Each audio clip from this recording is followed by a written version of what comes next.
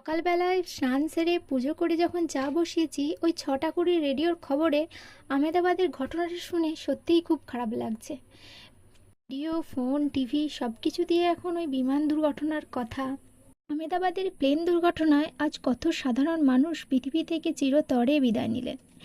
কত কত বাবা মা, ভাই বোন, প্রিয়জনকে হারালেন তাদের ফ্যামিলিরা। আশা মরার এই দোটানার মাঝে আজ দাঁড়িয়ে আমাদের গোটা পৃথিবী। কখনো করোনা ভাইরাস, কখনো জঙ্গি হামলা, কখনো দেশে দেশে যুদ্ধ, বিমান দুর্ঘটনা। মানুষের মৃত্যু আজ অতি সাধারণ ব্যাপার হয়ে দাঁড়িয়েছে। মৃত্যু যখন আজ এত ক্ষণস্থায়ী, তা সত্ত্বেও মানুষে মানুষে প্রচণ্ডভাবে দ্বন্দ্ব, হিংসা বেড়েই চলেছে। যাই হোক, মারা যাওয়া প্রতিটা ব্যক্তির ফ্যামিলির যে আজ কত গভীর অসহায় অবস্থা, তা আমরা বুঝতে পারছি। ওনাদের প্রতি আমরা সহানুভূতিশীল। এই পরিস্থিতিতে যারা ওই অসহায় পরিবারগুলোর পাশে দাঁড়িয়েছেন, তাদের প্রতি আমরা চিরকৃতজ্ঞ। রতন টাটা মহাশয় আজকে হয়তো আমাদের মধ্যে আর নেই, কিন্তু ওনার দেখানো পথ, ওনার মানবিকতা, ওনার আদর্শকে আমরা সম্মান জানাই, শ্রদ্ধা জানাই। জানেন, আমার হাজব্যান্ড বা আমার একটা দিদি আছে, অন্তদি, ওদের কাছ থেকে আমি অনেক কিছু শিখেছি। আগে আমি মোটামুটি খারাপ ভালো সবাইকার সাথেই কথা বলতাম, বুঝতে পারতাম কেউ আমার সম্পর্কে ভালো ভাবছে না, হিংসা করছে, তা সত্ত্বেও বলতাম।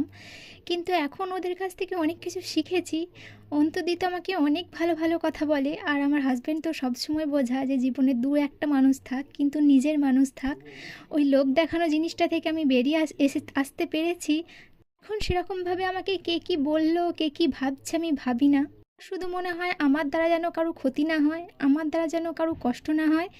তারপর কে আমাকে কি বললো না বললো আমি আর ভাবি না।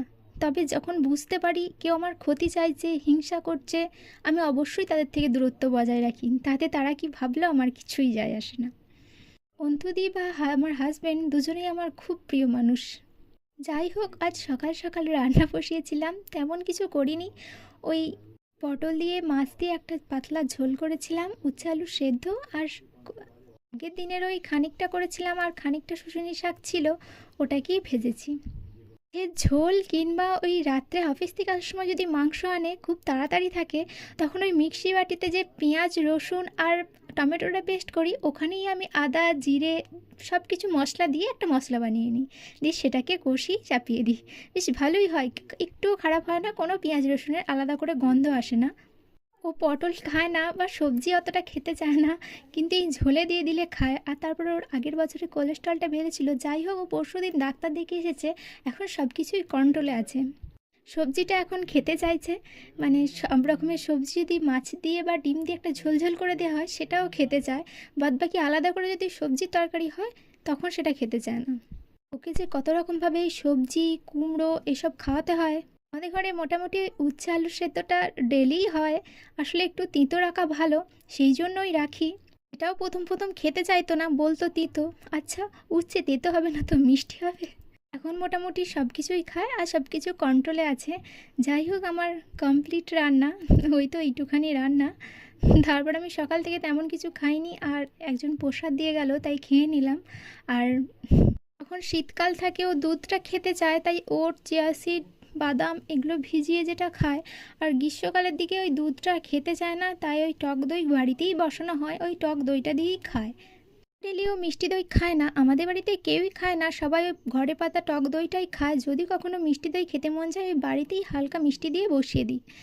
যাই হোক, ওকে খাবারটা দিয়ে আমার আবার আজকে এতগুলো কাঁচা ছিল, সেগুলো মিললাম। আমি কাছি না, আমাদের বাড়ির কাছের জেঠুমাই কেচে দেয়। তারপরে ওকে টিফিনটা প্যাক করে দিলাম আর ও বেরিয়ে গেল। আগেও বাড়ি থেকেই ভাত খেয়ে যেত, কিন্তু সকালের দিকটায় অতটা ভাত খেতে পারতো না, দুপুরের দিকটায় খিদে পেয়ে যেত।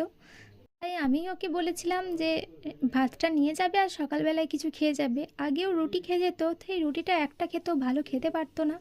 তারপরে ওটসটা আনার পর থেকে ওটসটা খেত।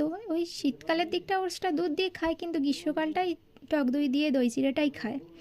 তারপর আমার খিদে পেয়ে গিয়েছিলো, আমি বলেছিলাম আমি জলখাবেলার দিকেই ভাত খেয়ে নিই, আমার আসলে এই গরম গরম ভাতটাই ভালো লাগে। ওই দুপুরবেলায় ভাতটা জুড়িয়ে যায়, আমার অতটা আর ভালো লাগে না। আমাদের সবাই খুব অল্প পরিমাণেই ভাত খায়, এই ছোটো হাঁড়ির একটুখানি ভাত হয়। দুবার করে ভাত করা সম্ভব নয়।